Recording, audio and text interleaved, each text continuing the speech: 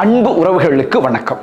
புனித குழந்தை தெரசம்மா அவங்களுடைய பெற்றோரும் புனிதர்களா இருக்கிறாங்க. திருமணமாகி கணவன் மனைவியா வாழ்ந்து புனித நிலைக்கு உயர்த்தப்பட்டிருக்கிற முதல் தம்பதியர் இவங்க தான். இவர்களுடைய புனித பண்டம் இருக்கிற அந்த கோவிலை நான் பார்த்திருக்கிறேன். இந்த காணொளியில புனித நிலைக்கு உயர்த்தப்படுற அளவுக்கு இந்த தம்பதியினர் என்ன பண்ணாங்க, அந்த கோவில் எங்கே இருக்குது, எப்படி இருக்குதுங்கிற முக்கியமான தகவல்களை தான் உங்களோடு நான் பகிர்ந்துக்க இருக்கிறேன். இதுவரை இந்த சேனல்ல சப்ஸ்கிரைப் செய்யாதவங்க சப்ஸ்கிரைப் செய்யறதோடு லைக், கமெண்ட், ஷேர் செய்து மற்றவங்களும் இந்த அரிய தகவல்களை அறிந்து கொள்ள உதவி செய்ய உங்களை அன்போட கேட்டுக்கிறேன்.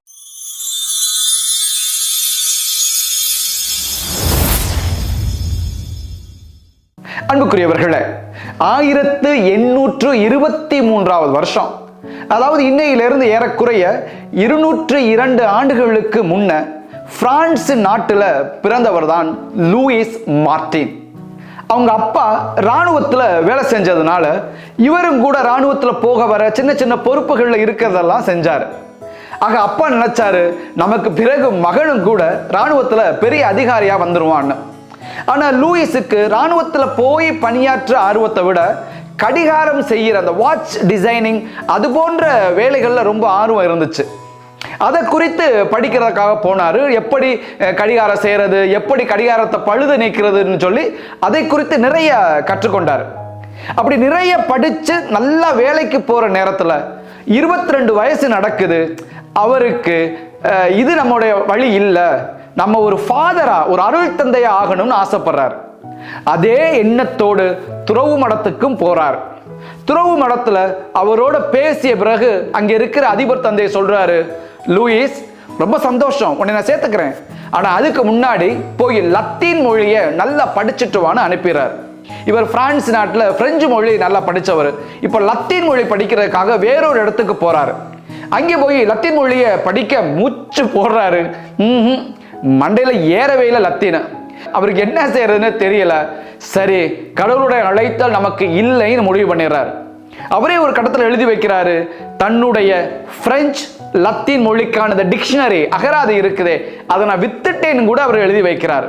ஆக இனிமேல் அழைத்தல் இல்லை அப்படின்னு சொல்லி அந்த வாட்ச் மெக்கானிக் அல்லது வாட்ச் தயாரிக்கிற அந்த வேலையிலேயே அவர் தொடர்றார். இதே காலகட்டத்தில் 1831 வருஷம் பிறந்த ஒரு பெண் குழந்தையோட பெயர் செலி.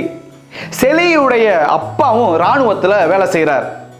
அப்பா ஓய்வு பெற்ற பிறகு அங்கிருந்து அடுத்த நகரத்துக்கு அவங்க போறாங்க. அங்க அருட்சகோதரிகளோட தயவுல செலி படிக்க ஆரம்பிக்கிறார். நல்லா படிக்கிறார். நல்லா படிக்கும் பொழுது அந்த அருட்சகோதரிகள் மூலமா லேஸ் செய்யறத பற்றி அவங்க கற்றுக்கிறாங்க. பீடத்தில் இருக்கிற துணிகளில் லேஸ் வைக்கிறத பார்த்துருப்போம். பெண்கள் தங்களோட ஆடைகளில் லேஸ் வச்சு தைக்கிறத பார்த்துருப்போம். ஒரு அழகா, அவ்வளோ அற்புதமா அது இருக்கும். இதை நல்லா கற்றுக்கொண்டு இருக்கும் பொழுது, நல்லா அந்த தொழிலை செய்யும் பொழுது செலிக்கு ஒரு ஆசை வருது, நம்மளும் ஒரு அருட்சகோதரியா போனா என்ன. அந்த அவங்களுக்கு அருட்சகோதரியா போறதுக்கான ஆசை வந்தது காரணமே செலியுடைய அக்காவும் ஒரு அருட்சகோதரி. அப்ப அக்கா மாதிரி நாமும் அருட்சகோதரியா மாறிடலாம்னு சொல்லிட்டு ஒரு துறவர சபையை போய் பார்க்கிறாங்க. புனித வின்சென்ட் டே பவுலுடைய மிஷனரிஸ் ஆஃப் சேரிட்டி என்கிற சபை. அவங்க செலியை எல்லாம் பார்க்குறாங்க, பேசுகிறாங்க. ஆனால் செலிக்கு அடிக்கடி தலைவலி வரும், அல்லது இந்த வீசிங் ப்ராப்ளம் மாதிரி அவங்களுக்கு ஒரு மூச்சு விடுறதுல நிறைய கஷ்டங்கள் இருந்தது. இதெல்லாம் பார்த்த துறவு மடத்தில், இல்லைம்மா செலி, உன்னையே எங்கள் சபையில் ஏற்றுக்க முடியாது, நீ வீட்டுக்கு போயிருன்னு சொல்லிட்டாங்க. இப்போ இந்த அம்மாவும் நமக்கு அழைத்தல் இல்லை அப்படின்னு வந்துடுறாங்க. கடவுளுடைய திட்டத்தை பாருங்களே. ஒரு நாள் லூயிஸும் செலியும் பாலத்தில் எதிரெதிராக நடந்து வர்றாங்க. 2 பேரும் பார்த்துக்கிறாங்க, 2 பேரும் பேசுறாங்க. அந்த பேச்சில் இருந்து ஒருவர் மற்றவருடைய அன்பும் ஆன்மீகமும் அவர்கள் பரிமாறப்படுது. 3 மாசத்துல இருவரும் திருமணம் செய்து கொள்கிறார்கள். இந்த இல்லற வாழ்க்கையை அவர் தொடங்கும் பொழுதும் கூட லூயிஸும் சரி செலியும் சரி அவங்களுக்குள்ள ஒரு ஒப்பந்தம், நம்ம ஒரு கணவன் மனைவிக்கான ஒரு இல்லற வாழ்க்கையை வாழ வேணாம். நான் ஒரு ஃபாதர் ஆகணும்னு ஆசைப்பட்டேன், அருள் தந்தை ஆகணும்னு ஆசைப்பட்டேன், நீயும் ஒரு அருள் சகோதரி ஆகணும்னு ஆசைப்பட்ட. ஆனா அந்த அழைத்தல் தான் நமக்கு கிடைக்கல. திருமண வாழ்க்கையிலாவது அந்த அழைத்தலை நம்ம வாழ்வோமே என்று முடிவெடுக்கிறாங்க. ஆனா அங்க இருக்கிற ஒரு அருள் தந்தை இந்த தம்பதியரை அழைத்து சொல்றாரு, லூயிஸ், செலி, நீங்க நினைக்கிறது ஒரு வகையில சரிதான். திருமணமாகி இந்த அருட்சாதனத்தில் வந்த பிறகும் கூட இறை அழைத்தலோடு வாழணும் நினைக்கிறது சரிதான். ஆனா இதுவும் கூட ஒரு முக்கியமான அழைத்தல் தானே. இந்த இல்லற வாழ்க்கையில ஒரு தூய வாழ்க்கை வாழ்ந்து நிறைய குழந்தைகளை பெற்று நீங்கள் அந்த குழந்தைகளை ஆண்டவருக்கு அர்ப்பணிக்கலாமே. அதற்காக கூட கடவுள் உங்களை ஒரு துறவியாக உங்களை அழைத்துக் கொள்ளாமல் இல்லற வாழ்க்கையிலேயே உங்களை வைத்துக் கொள்ள ஆண்டவர் நினைத்திருக்கலாமே. எனவே நிறைய குழந்தைகளை பெற்று அந்த குழந்தைகளை வளர்த்து ஆண்டவருக்கு அர்ப்பணியுங்கள் என்று ஒரு அறிவுரையை சொல்லி செல்கிறார். இந்த அறிவுரையை லூயிஸும் செலியும் யோசிக்கிறார்கள். இதுவும் கூட இன்னொரு முக்கியமான அழைத்தல் என்பதை அவர்கள் ஏற்றுக்கொள்கிறார்கள். இருவரும் இணைந்து வாழ்கிற அந்த இல்லற வாழ்க்கையிலே அவர்களுக்கு 9 குழந்தைகள் பிறக்கின்றன. 7 பெண் குழந்தைகள், 2 ஆண் குழந்தைகள். இந்த 9 குழந்தைகளில் 4 குழந்தைகள் 5 அல்லது அதற்கு உட்பட்ட வயதுகளிலே இறந்து விடுகின்றன. மிஞ்சியது 5 பெண் குழந்தைகள் மட்டுமே. இந்த 5 பெண் குழந்தைகளில் கடைசியானவர் தான் நமக்கு நன்கு அறிமுகமான இயேசுவின் புனித குழந்தை தெரசம்மா. இந்த 5 குழந்தைகளும் வளர்ந்து வருகிற பொழுது இந்த லேஸ் தயாரிக்கிற அந்த தொழிலும் நல்லா முன்னேற்றம் அடைகிற பொழுது தன்னுடைய கடிகாரம் தொடர்பான தன்னுடைய தொழிலை நிறுத்திவிட்டு லேஸ் தொழில் தொடர்பாக நிறைய இடங்களுக்கு ஆர்டர் பிடிக்கவும் தான் தயாரிப்பதை அங்கு விற்பனை செய்யவும் பயணித்துக் கொண்டே இருக்கிறார் லூயிஸ். அதே வேளை வீட்டில் இருக்கிற பிள்ளைகளை ஆன்மீகத்தில், அன்பில், நற்செய்தியின் அந்த மதிப்பீடுகளில் வளர்க்கிறார் செலி. நாட்கள் ஆகிறது. ஒரு நாள் திடீரென செலிக்கு நெஞ்சு வலிக்கிறது.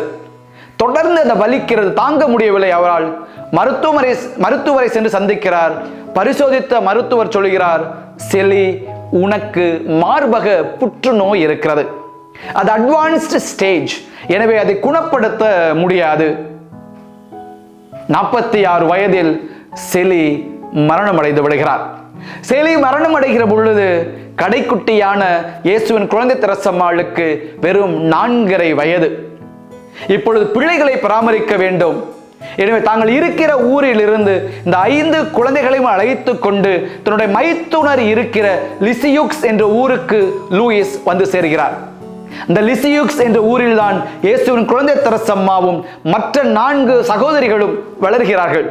இந்த 5 குழந்தைகளும் வளர்ந்த வீடு, அவர்கள் திருப்பலி பார்த்த அந்த கோவில், அந்த கோவிலுக்குள் அவர்களுக்கென இருந்த சிற்றாலயம், இவர்கள் பாவசங்கீர்த்தனம் செய்த அந்த பாவசங்கீர்த்தன தொட்டி, அந்த வீடுக்குள் இருந்த அற்புதமான பொருட்கள், அன்னை மரியாள் காட்சி கொடுத்த இடம், இவை அனைத்தையும் இயேசுவின் குழந்தை தெரசம்மாளுடைய வீடு பற்றி பேசிய முந்தைய காணொளியில் நான் பேசி இருக்கிறேன். அந்த காணொளியை இந்த காணொளியின் முதல் கமெண்டில் வைக்கிறேன், நீங்கள் பார்த்து மகிழலாம். சரி, இப்பொழுது இவர்கள் இந்த லிசியூக்ஸ் நகருக்கு வந்த பிறகு தன்னுடைய பிள்ளைகளை ஆன்மீக நெறியில் லூயிஸ் வளர்க்கிறார். எவ்வளவு தூரம் ஆன்மீக நெறி என்றால் 5 பெண் குழந்தைகளும் துறவற மடத்தில் சேர்கிறார்கள். 4 பேர் கார்மெல் சபையின் அருட்சகோதரியாக, ஒரு சகோதரி வேறொரு துறவு மடத்தில் ஆக 5 பிள்ளைகளும் துறவற சபையில் சேர்ந்து துறவியாகிறார்கள். இந்த 5 பேரில் ஒருவர் தான் இயேசுவின் குழந்தை தெரசம்மாளாக புனிதையாக நமக்கு ஆசி வழங்கி கொண்டு இருக்கிறார். இயேசுவின் குழந்தை தெரசம்மாள் தன்னுடைய பெற்றோரை பற்றி சொல்லுகிறார், எனக்கு அற்புதமான தந்தையும் அற்புதமான தாயும் கிடைத்து இருக்கிறார்கள். அவர்களுக்கு தகுதியான இடம் மண்ணுலகு அல்ல, இந்த பூமி அல்ல, அவர்களுக்கு தகுதியான இடம் விண்ணுலகு தான் என்று அவர் எழுதி வைத்திருக்கிறார். 5 பெண் குழந்தைகளையும் செலி அற்புதமாக வளர்த்தது போல லூயிஸும் மிக அன்போடும் ஆன்மீகத்தோடும் கடவுளின் கருணையோடும் வளர்த்து துறவற நிலைக்கு அனுப்பி நிறைவான வாழ்க்கை வாழ்ந்து 71 வயதில் மரணமடைந்தார். சற்று யோசித்து பாருங்கள், எத்தனை குடும்பங்களில் தங்களுடைய பிள்ளைகளை இறை அழைத்தலுக்கு அனுப்புகிறார்கள். எனக்கு ஒரு குழந்தை தான் இருக்கிறது, எனக்கு 2 குழந்தை தான் இருக்கிறது என்று சொல்லி பிள்ளைகளை கையிலே வைத்துக் கொள்கிறார்கள். இன்னும் கூட நான் கேள்விப்பட்டேன், ஒரு பையன் குருவாக வேண்டும் என்று சொல்லி துறவு மடத்தில் சேர்ந்தான்.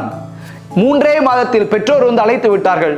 அவர்கள் சொன்ன காரணம், நீங்க என்ன குரு மடத்தில் என் பையனை வீடு கூட்ட சொல்றீங்களா, தோட்டத்துக்கு தண்ணி ஊத்த சொல்றீங்களா, இந்த காரணத்தை எல்லாம் சொல்லிக்கொண்டு தன் மகனை வீட்டுக்கு அழைத்து சென்று விட்டார். ஆனால் இருந்த 5 பிள்ளைகளையும் இறை அழைத்தலுக்காக கொடுத்த பெற்றோர்தான் லூயிஸும் செல்லியும். 71 வயதில் அவர் இறந்து விடுகிறார். ஆண்டுகள் கடந்து போகிறது. 1958ஆம் ஆண்டு அந்த கல்லறைகளை அவர்கள் மீண்டும் தோண்டி எடுக்கிறார்கள். 3 மருத்துவர்களை வைத்து அதை பரிசோதிக்கிறார்கள். உடல்கள் அழிந்து விட்டன. எலும்புகள் அழியாமல் இருக்கின்றன. எலும்புகளோடு அழியாமல் இருந்த மற்ற பொருள்கள் அவர்கள் அணிந்திருந்த கார்மல் மாதாவின் உத்தரியம் மற்றும் உலோகத்திலான ஒரு திருச்சிலுவை. மீந்திருந்த பொருட்களை எல்லாம் சேகரித்து ஒரு கலசத்தில் வைத்து இயேசுவின் குழந்தை தரசமாளுக்கான பசிலிக்காவின் பின்பக்கத்திலே அவர்கள் அதை பாதுகாத்தார்கள். ஆண்டுகள் கடந்து சென்றன. 1994ஆம் ஆண்டு திருத்தந்தை 2ஆம் ஜான் பால் அவர்கள் இந்த தம்பதியரை, லூயிஸ் செலி என்கிற இந்த தம்பதியரை வணக்கத்திற்குரியவர்கள நிலைக்கு உயர்த்தினார். 2008ஆம் ஆண்டு திருத்தந்தை 16ஆம் ஆசீர்வாதப்பர் இந்த தம்பதியரை அருளாளர் நிலைக்கு உயர்த்தினார். 2015ஆம் ஆண்டு திருத்தந்தை பிரான்சிஸ் அவர்கள் இந்த தம்பதியரை புனித நிலைக்கு உயர்த்தினார். குடும்பங்களில் இருக்கிற தம்பதியர்களுக்கெல்லாம் பாதுகாவலியாக, முன்மாதிரியாக இருந்து கொண்டிருக்கிறார்கள் லூயிஸும் செலியும். புனிதராக உயர்த்தப்பட்ட பிறகு அவருடைய கோவில் எங்கே இருக்கு தெரியுமா? இயேசுவின் குழந்தை தரசமாளுடைய கோவில் இருக்கிறதே, அந்த கோவிலின் கீழ் தளம் இதோ பாருங்கள். இந்த கீழ் தளத்தில் தான் செலி லூயிஸுக்கான கோவில் உருவாக்கப்பட்டு இருக்கிறது. அவருடைய கல்லறையிலிருந்து எடுக்கப்பட்ட பொருள் இதோ இதற்குள் தான் இருக்கின்றன. எண்ணற்ற சின்ன சின்ன மார்பிள் கற்களால் இவை உருவாக்கப்பட்டு இருக்கின்றன. உள்ளே அமர்ந்து நான் ஜெபித்தேன், ஆனந்தம் கொண்டேன். இவர்கள் கல்யாணமானாலும் புனிதர்கள் என்று அல்ல, திருமணத்தின் வழியாக அவர்கள் புனிதர்கள், திருமணத்தினால் தான் அவர்கள் புனிதர்கள். எனவே நீங்கள் இதை பார்த்து கொண்டிருக்க பலரும் திருமணமானவர்களாக இருக்கலாம். உங்கள் பிள்ளைகளையும் நீங்கள் புனித நிலைக்கும் உயர்த்தலாம். நீங்களே புனித நிலையில் வாழ்ந்து உங்கள் பிள்ளைகளுக்கும் மற்றவர்களுக்கும் புனிதர்களாகவும் வாழலாம். உங்களுடைய சொல்லாலும் செயலாலும் தியாகத்தாலும் மன்னிக்கிற பண்பாலும் உங்கள் குழந்தைகளுக்கு முன்மாதிரியாக இருங்கள். ஒரு புனித வாழ்வை வாழ்ந்து காட்டுங்கள். புனித வாழ்வை வாழ்வதற்கு புனித லூயிஸ், புனித செலி வழியாக ஜெபியுங்கள். இங்கே உங்களுக்கு ஒரு கேள்வி வரலாம், புனித நிலைக்கு உயர்த்தப்படுவதற்கு இவர்கள் இருவரின் சார்பாக என்ன புதுமைகள் நடந்தன? அடுத்த காணொளியில் உங்களோடு அந்த புதுமைகளை நான் பகிர்ந்து கொள்கிறேன். நீங்கள் நலமோடு மகிழ்ந்திருக்க புனித லூயிஸ், செலி உங்களுக்காக பரிந்து பேசுவார்களாக. நலமோடு மகிழ்ந்திருங்கள். May God bless you.